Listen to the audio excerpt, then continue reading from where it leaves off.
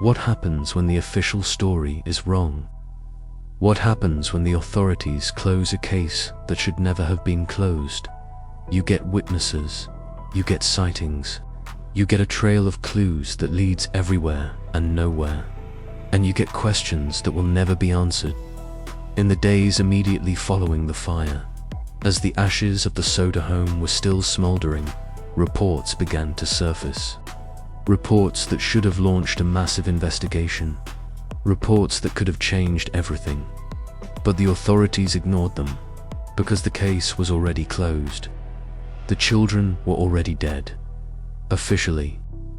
The first report came from a woman who ran a restaurant about 50 miles west of Fayetteville. On the morning of December 25th, just hours after the fire, a group of children walked into her restaurant for breakfast. They were accompanied by adults who spoke with Italian accents. The woman looked at the children and felt nothing unusual. Just a family traveling on Christmas morning. She served them their food. They ate quickly. They left. But when she saw the newspaper photos of the missing Sodder children days later, her blood ran cold. The faces staring back at her from the grainy newsprint were the same faces she had served breakfast to on Christmas morning. She grabbed the phone.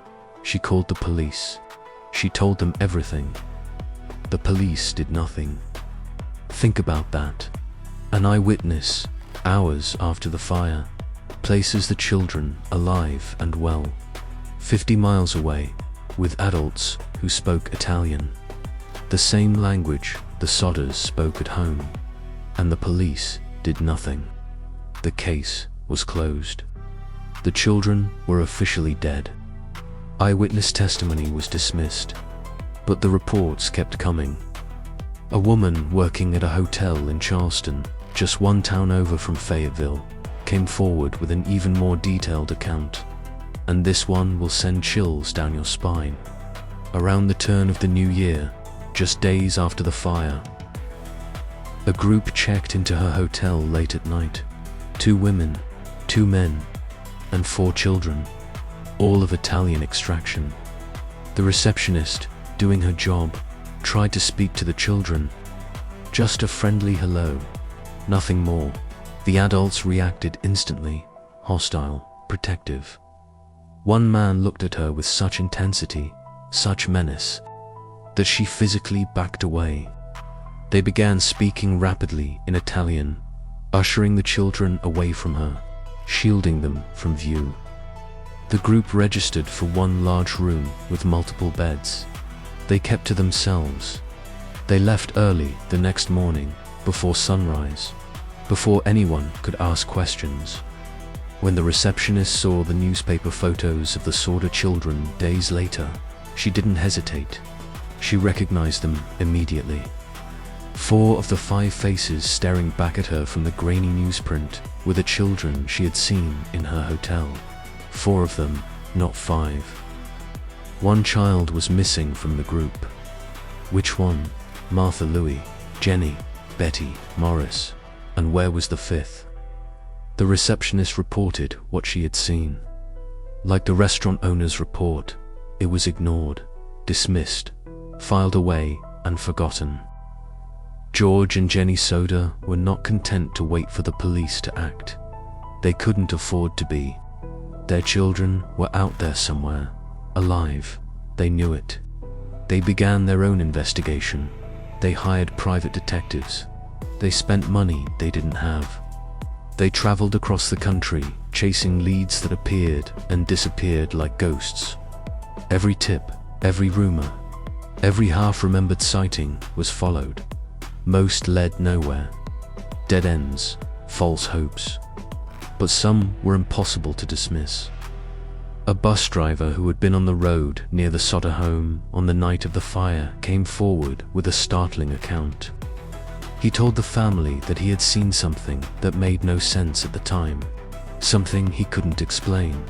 Fireballs, multiple fireballs, flying toward the Sodder house just before the blaze erupted. This wasn't a faulty wire. This wasn't an accident. This was an attack. And then there was what Jennie found, days after the fire, when she returned to the ruins to search for anything. She found something strange in the debris. An object made of hard plastic. She had never seen anything like it. She showed it to George. George examined it carefully. What he concluded would terrify any parent. It was a hand grenade, possibly filled with napalm. If true, this would explain everything. Why the fire spread so quickly. Why it burned so intensely. Why it started on the second floor and spread downward instead of upward. Why there was a loud bang on the roof just before the flames erupted. Think about it. The threats. The cut phone line. The missing ladder. The disabled trucks. The strange phone call just hours before the fire. The fireballs seen by the bus driver. The mysterious object in the ashes. The man on the coroner's jury who had threatened George's family. The pieces were falling into place, but they formed a picture too terrible to contemplate. A picture of deliberate, calculated destruction. A picture of murder or kidnapping. Over the years, sightings of the Sodder children were reported across the country. In West Virginia, in Ohio, in Kentucky, in Florida, in Illinois. Each time, the family would race to investigate. Each time, their hearts would pound with hope. Each time, they would return empty-handed. The hope would turn to despair. And then another sighting would come, and the cycle would begin again. This went on for years, decades. And then, in the 1960s, nearly 2 decades after the fire, something extraordinary happened. Something that would give the Sodders more hope than they had felt in 20 years. And more questions than they could ever answer. A photograph arrived at the Sodder home. No return address, no explanation, no note. Just a single image in an envelope. It was a picture of a young man. He appeared to be in his early 20s. Dark hair, dark eyes. A face that George and Jennie would have recognized anywhere. A face that had haunted their dreams for nearly 20 years. Slowly, with trembling hands, they turned the photograph over. On the back, written in handwriting they did not recognize, were words that made their hearts stop. Words that made the years of searching suddenly feel worth it. Words that opened a wound they thought might finally be healing. Louis Sodder, I love brother Frankie. Louis, their son, Louis Sodder, had been 9 years old when he disappeared. If he had survived, he would have been in his 20s when this photograph was taken. The same age as the young man in the picture who sent it. Why, and who was brother Frankie? Was this a message from Louis himself? Was he alive, living under another name, reaching out across the decades, to let his parents know he was okay? Or was it something else? A taunt, a cruel joke, a piece of evidence from someone who knew the truth but couldn't speak it. The family tried for years to trace the photograph's origin. They showed it to handwriting experts. They contacted the postal service. They followed every possible lead. Nothing.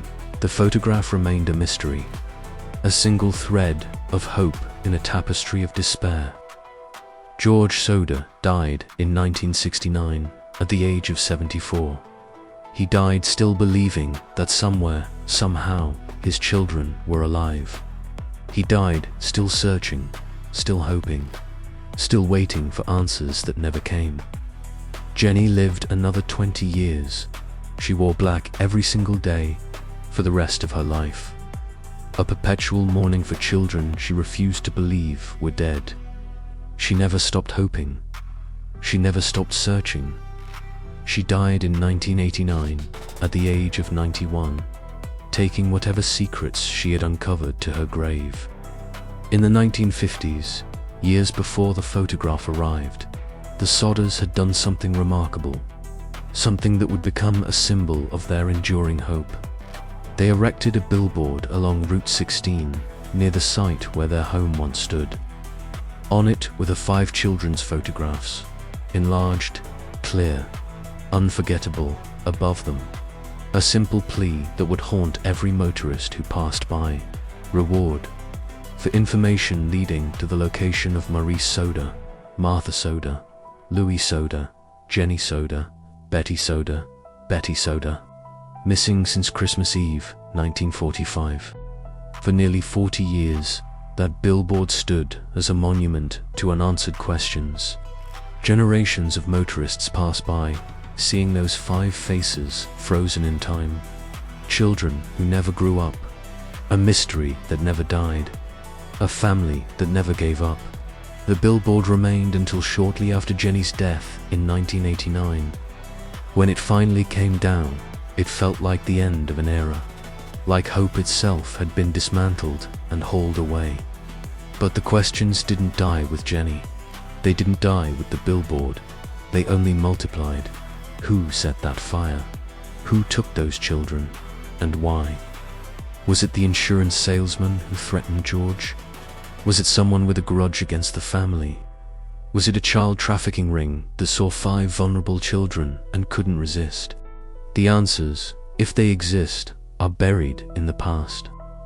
Buried with the people who knew the truth. But the theories are enough to keep you awake at night. And that's what we'll explore next. What really happened to the Sodder children? Did they die in that fire? Were their bodies somehow completely destroyed against all scientific probability? Or did they survive? Did they grow up somewhere else, under different names, in different lives, never able to find their way home? And if they survived, why did they never come back? Why did they never tell their story? Why did that one photograph remain the only clue? The answers, if they exist, are darker than you can imagine. We'll explore the theories next.